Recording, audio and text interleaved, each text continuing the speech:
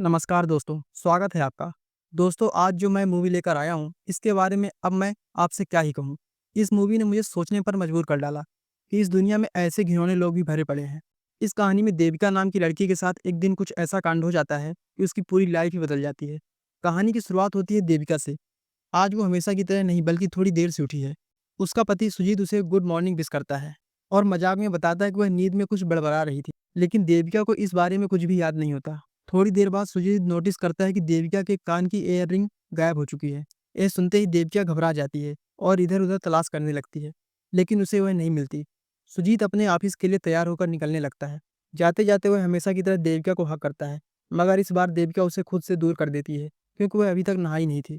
अब सुजीत के जाने के बाद देविका आईने के सामने खड़े होकर खुद को बिना कपड़ों के निहारती है, जैसे कुछ ढूंढ रही हो या किसी चीज को समझने की कोशिश कर रही हो। साफ लगता है कि उसके मन में कोई भारी डर छिपा है। अगले सीन में हम देखते हैं कि सुजीत हॉस्पिटल में नर्स की नौकरी करता है। वहीं उसका दोस्त केविन भी काम करता है। बातचीत के दौरान हमें पता चलता है कि देविका और सुजीत लंबे समय से बच्चे के लिए कोशिश कर रहे हैं, मगर कुछ मेडिकल प्रॉब्लम की वजह से यह पॉसिबल नहीं हो पा रहा। केविन उन्हें एक यूनानी डॉक्टर के पास जाने की सलाह देता है, लेकिन सुजीत इन सबको ढोंक बोलकर टाल देता है। यहाँ हमें केविन की असलियत पता चलती है। वो एक ठरकी इंसान है जिसे हर दूसरी औरत में दिलचस्पी रहती है। अब सीन शिफ्ट होता है देविका पर।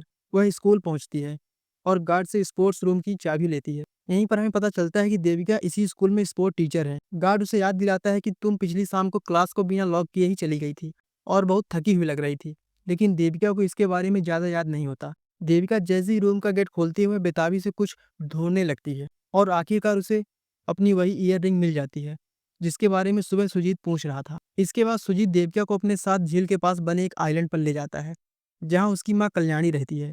यहाँ हमें पता चलता है कि इस आइलैंड पर कई गैर कानूनी काम चल रहे हैं जिनके खिलाफ कल्याणी और गांव वाले संघर्ष कर रहे हैं। सुजीत और देविका यहाँ अच्छा वक्त बिताते हैं और देविका के मन का बोझ थोड़ा हल्का होता है। लेकिन वापसी के बाद कहानी में एक नया मोड़ आता है। देविका प्रेगनेंसी टेस्ट कराती है और रिपोर्ट पॉजिटिव आ जाती है, यानी वह प्रेग्नेंट है अब। पर खुशी होने के बजाय वह अभी परेशान थी। देविका अपनी फ्रेंड गीता को रिपोर्ट दिखाती है। गीता उसे बधाई देती है क्योंकि सालों से बच्चा न होने की वजह से यह एक खुशखबरी होने वाली थी। वो देविका से कहती है कि यह बात सुजीत को बतानी चाहिए, लेकिन देविका साफ इनकार कर देती है। यहाँ से साफ हो जाता है कि देविका के मन में कुछ ऐसा राज छिपा है जिसे वह भूल नहीं पा रही है, बल्कि वह खुद अभी श्योर नहीं है। गीता उसे समझाती है कि अतीत की बातें भूल जाओ, मगर देविका उन्हें क्लियर करना चाहती है। रात को हम देखते हैं कि देविका जो आधी रात को फोन में बिजी है। सुजीत उसे सोने के लिए कहता है, मगर देविका बहाने बना देती है और फोन पर लगी रहती है।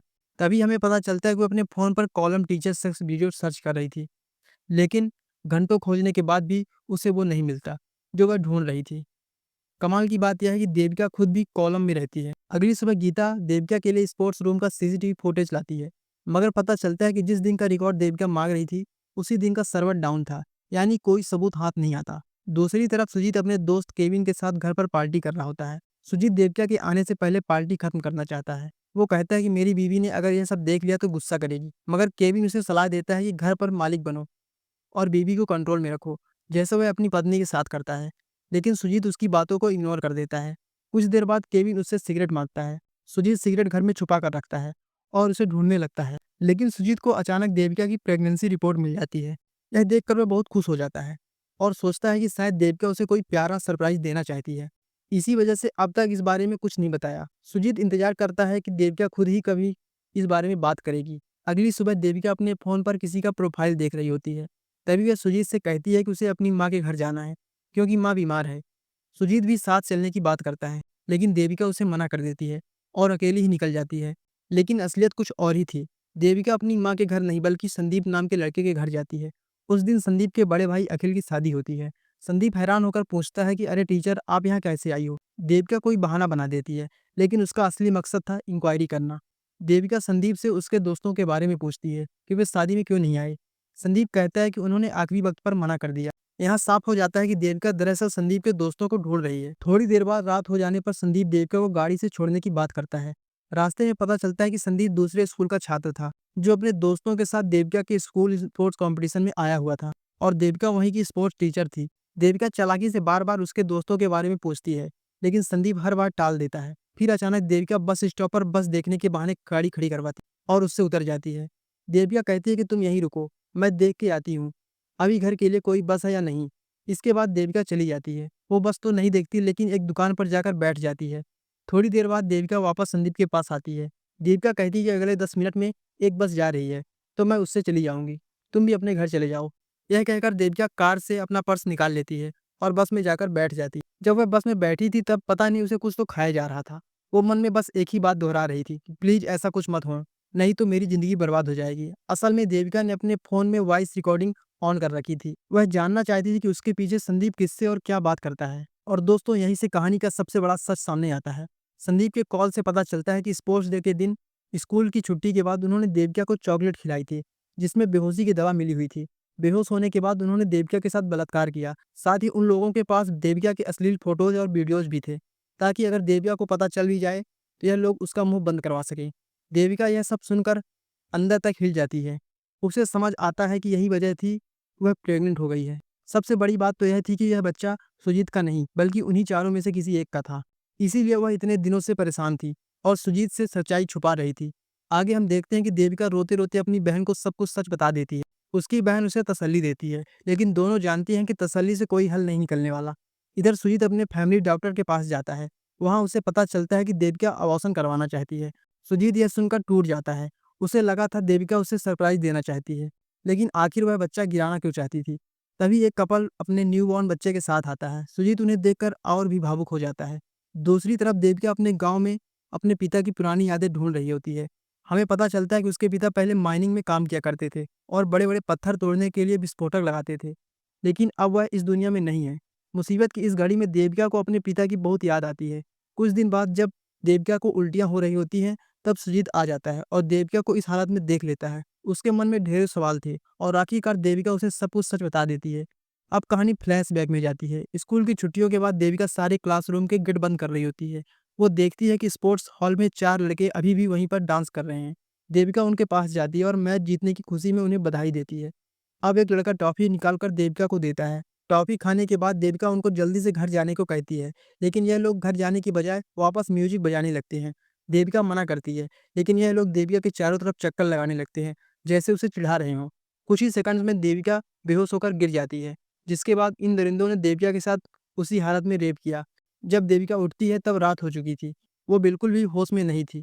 वो चलकर स्कूल के बाहर आती है और पैदल चलकर घर चली जाती है। अपने साथ बीती इस घटना को सुनाते हुए देविका रोने लगती है। यह सब जानकर सुजीत पूरी तरह से टूट जाता है और रोने लगता है। देविका उसे चुप कराने की कोशिश करती है, लेकिन सुजीत उसको हाथ झटक देता है और उसे ही दोष देने लगता है। सुजीत कहता है कि तेरी हिम्मत कैसी हुई और किसी का बच्चा मेरे सिर पर डालने की। जरूर तूने ही गलत इशारे किए होंगे, तभी यह सब हुआ होगा।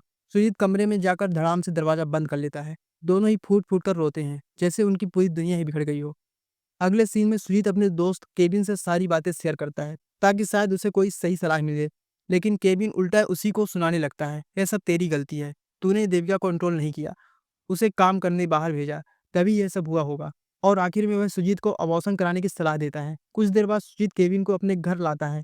वह चाहता है कि केविन देविका की मदद करे। घर पर सुजीत की माँ कल्याणी पहले से ही मौजूद थी। उन्हें देखकर सुजीत चौंक जाता है। इधर देविका केविन के लिए चाय बनाती है और सुजीत बहाने से कल्याणी को रूम में ले जाता है, ताकि देविका और केविन अकेले में बात कर सकें। केविन देविका से कहता है कि मुझे सुजीत ने सब बता दिया है। यह सुनकर देविका बहुत सॉफ्ट हो जाती है। केविन देविका को ही दोष देने लगता है। धीरे धीरे उसके इरादे साफ हो जाते हैं। वह देविका के साथ गलत बातें करने लगता है। देविका पहले सहती है, लेकिन फिर गुस्से में उसे घर से बाहर निकाल देती है। इसके बाद देविका सुजीत से इसके बाद देविका सुजीत से बहुत नाराज हो जाती है, क्योंकि उसने पति पत्नी की निजी बातें किसी और को बता दी थी। देविका अब सुजीत से एक आखिरी फेवर मांगती है, मुझे पुलिस स्टेशन ले चलो, ताकि हम मिलकर उन स्टूडेंट्स के खिलाफ कंप्लेन कर सकें।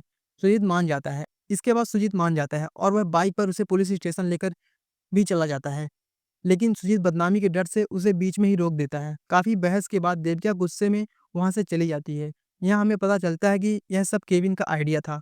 उस रात देविका और कल्याणी साथ बैठी होती हैं। देविका अपनी सास को सब कुछ सच बता देती है। कल्याणी अपने पुराने दिनों के किस्से सुनाती है, कैसे वह एक कॉमरेड थी जिसने अपने आइलैंड पर अवैध काम के खिलाफ जबरदस्त लड़ाई की थी। वह देविका को अपनी बेटी मानती है और उसे भरोसा दिलाती है कि वह हर हाल में तुम्हारे साथ खड़ी रहेगी। अगली सुबह देविका घर छोड़कर जा चुकी होती है। सुजीत कल्याणी से देविका के बारे में पूछता है, लेकिन कल्याणी साफ मना कर देती है। असल में समझ चुकी थी कि उसका बेटा सुजीत अच्छा इंसान नहीं है, एक नंबर का डरपोक इंसान है। जब पत्नी को सबसे ज्यादा जरूरत थी तो साथ देने के बजाय एक कोने में दुबका पड़ा रहा। उसे सिर्फ अपनी इज्जत और बदनामी की चिंता है, देविका की नहीं। जब सुजीत कहता है कि देविका नौकरी करने बाहर जाती थी इसलिए ऐसा हुआ, यह सुनकर तो कल्याणी गुस्से में उसका घर हमेशा के लिए छोड़ देती है। अगले सीन में अस्पताल का रिसेप्शनिस्ट सुजीत से देविका पर मजाक उड़ाता है। मतलब बिल्कुल साफ था दोस्तों। केविन ने सबको देविका के बारे में बता दिया था। सुजीत बदनामी के डर से और भी भड़क जाता है। वह केविन को ढूंढकर बुरी तरह से पीटता है और भला बुरा कहता है। उधर देविका से मिलने आता है अजमल। यहाँ पता चलता है कि अजमल के पिता देविका के गुरु थे, जिन्होंने उसे फाइट करना और सेल्फ डिफेंस सिखाया था। देविका अब उन लड़कों तक पहुंचने का प्लान बनाती है। अजमल देविका को कुछ देता है, फिर वह चला जाता है। जब देविका घर आती है तो उसकी बहन उसके पास उसका फोन लाकर देती है। कॉल पर कोई शख्स देविका से कहता है कि वो कोची में है। देविका तुरंत कोची पहुंचती है, जहां वह एक कैफे में नवीन नाम की उस स्टूडेंट से मिलती है। वह उसके साथ फ्लर्ट करती है और जताती है जैसे वह उसमें इंटरेस्टेड है। वो नवीन की टी शर्ट का बटन देती है, फिर उसे जाने को कहती है। अब हमें पता चलता है कि इस मिशन में उसका साथ देता है मणि। मणि एक अनाथ लड़का था जिसे कल्याणी ने पाला और आज वह देविका की मदद के लिए खड़ा है।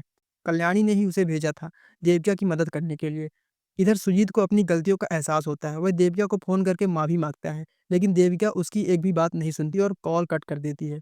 अगले दिन देविका का प्लान होता है कि नवीन से अकेले में मिले और उसे सबक सिखाए। मणि भी साथ आने वाला था, लेकिन उसी वक्त उसे कोई जरूरी काम याद आ जाता है। वह देविका से कहता है कि तुम पहले जाओ, मैं पीछे से आ जाऊंगा। देविका पहले मना करती है, लेकिन फिर मान जाती है। अगले सीन में सुजीत अपनी माँ कल्याणी से मिलने आइलैंड पर आता है। कल्याणी उसे देखकर बहुत नाराज होती है और उसको एक रापटा मार देती है। सुजीत रोने लगता है और बार बार माफी मांगने पर आखिरकार कल्याणी उसे माफ कर देती है। अब कहानी का रुख बदलता है। देविका को नवीन एक लॉज के कमरे में बुलाता है। देविका भी अकेली वहां पहुंच जाती है, ताकि उसे लगे कि उसी काम में दिलचस्पी रखती है जिसके लिए उसने बुलाया था। रूम में एंटर करते ही नवीन देविका के करीब आने की कोशिश करता है। देविका बाथरूम का बहाना बनाकर अंदर चली जाती है। देविका अब मणि को कॉल करने की कोशिश करती है, लेकिन कॉल नहीं लग पाता। देविका पूरी तरह से घबरा जाती है और मजबूरी में बाहर आ जाती है। जैसे ही वह बाहर आती है, नवीन पीछे से उसे पकड़ लेता है और इधर उधर हाथ लगाते हुए जबरदस्ती नजदीक आने लगता है। लेकिन अचानक वह देविका को जोर का तमाचा मारता है। देविका हैरान रह जाती है। तभी सच्चाई सामने आती है। नवीन अकेला नहीं था, उसके तीनों दोस्त भी वहां मौजूद थे। असल में नवीन को देविका पर पहले से ही शक था, इसलिए उसने अपने बाकी दोस्तों को भी बुला लिया था। चारों मिलकर देविका को धमकी देते हैं। हम तेरी फोटोज और वीडियो ऑनलाइन अपलोड कर सकते हैं, लेकिन अगर तू पीछा छोड़ दे तो इन्हें डिलीट कर देंगे। इसके बाद वो लोग फोटोज और वीडियो डिलीट कर देते हैं और मेमोरी कार्ड को भी तोड़कर देविका के हाथों में दे देते हैं। वे उसका मजाक उड़ाते हैं, गालियाँ देते हैं और उसे वहाँ से जाने के लिए कहते हैं। लेकिन जाने से पहले नवीन अपनी घटिया हरकत दिखाता है। वो देविका के नज़दीक आता है और उसे ज़बरदस्ती पकड़कर किस कर देता है। फिर दरवाजे की कुंडी खोलकर कहता है कि अब यहाँ से दफ़ा हो जा कुतिया कहीं की। देविका चुपचाप वहाँ से निकलने के बजाय दरवाजे की कुंडी दोबारा बंद कर देती है। उसकी आंखों में अब डर नहीं था, गुस्सा और बदले की आग होती है। वह अपने गुरु से सीखे सेल्फ डिफेंस को याद करती है और फिर देविका अकेले ही चारों पर टूट पड़ती है। वह उन्हें बुरी तरह पीटती है। देविका उनको उठा-उठा के पटकती है, लेकिन अब वह देविका पर हावी होने लगती है और उसे मिलकर पकड़ लेते हैं। देविका किसी तरह एक-एक को उछाल देती है और वह अपने पर्स से निकालती है नान चाकू, जिसके बाद इससे मार-मार के वह उन सभी की आँखें और सिर सुजा देती है। बहुत बुरी तरीके से मारती है। उनमें से 2 भाग निकलते हैं, लेकिन बीच में मणि उनको पकड़कर वापस ले आता है। मणि भी उनको अलग से तोड़-तोड़ के धुलाई करता है। अब दोनों मिलकर चारों को धुन देते हैं। आखिर में मणि नवीन को रस्सी से बांध देता है और उसके प्राइवेट पार्ट पर बम लगाता है। वही बम जिसे देविका के पिता बचपन में पत्थर तोड़ने के लिए इस्तेमाल किया करते थे। नवीन, जो पहले ही बुरी तरीके से पिट चुका था, अब डर से कांपने लगता है। वह रोते हुए देविका से माफी मांगता है। मैं वादा करता हूँ दोबारा ऐसा कभी नहीं करूंगा, बस मुझे छोड़ दो। देविका ठंडी निगाहों से उसे देखती है, लेकिन तभी पता चलता है कि वह बम असली नहीं था। यह सब केवल डराने और सबक सिखाने के लिए किया गया था। इस तरह देविका का बदला पूरा हो जाता है और यह घटना नवीन और उसके दोस्तों को जिंदगी भर याद रहेगी। कुछ हफ्तों बाद हम देखते हैं कि सुजीत देविका से मिलने आता है। अब उसे अपनी सारी गलतियों का एहसास हो चुका था। वह देविका से माफी मांगता है, लेकिन देविका, जिसकी जिंदगी अब पूरी तरीके से बदल चुकी थी, वह साफ कहती है कि मैं अब तुम्हारे साथ नहीं रह सकती, क्योंकि जब मुझे सबसे ज्यादा तुम्हारी जरूरत थी तब तुमने मेरा साथ नहीं दिया। और आखिर में देविका बताती है कि मैं अबॉर्शन नहीं कराऊंगी, क्योंकि किसी और की गलती की सजा मैं इस बच्चे को नहीं देना चाहती।